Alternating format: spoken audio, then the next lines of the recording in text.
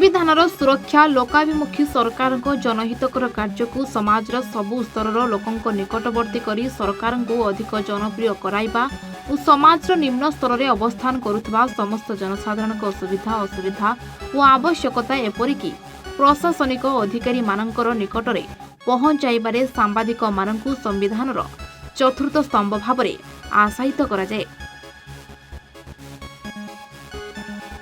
दिवारात्र खरा वर्षा शीत और बन्या बात्या को खातिर न करी सांबादिकटीए निजकू उत्सर्गीकृत भाव में सेवा जोगाई दे आसुअछि।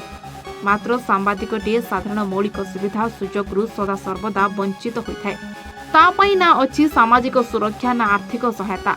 एपरिकी खबर संग्रह बेले अनेक कर्मजीवी सांबादिक मानकर जीवन हानि घटिथिले मध्य केही जणे आहा कहिबा पई तांको पाखरे नथांती।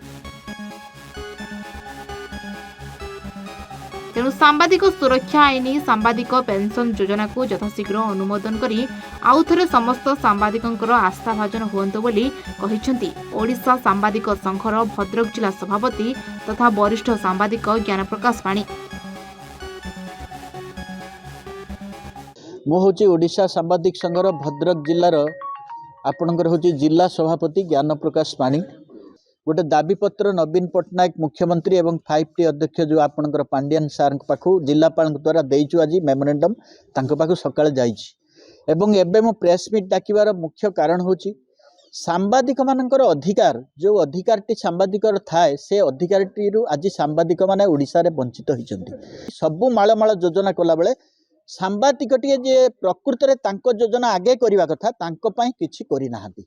आमे विनम्र भाव में कहूँ अनुरोध करछु निवेदन करछु एकदम भद्रामी भाव में आमे नवीन सार आपन को पांडियन सार आपन को हाथ जोड़ निवेदन करछु आपन पेंशन स्कीम टा लागू कर दियंतु आपन हाथ रे अछि आपन नीरव हो जांतुनी। Bhadrak Subhrakant Routray report A1 Odisha.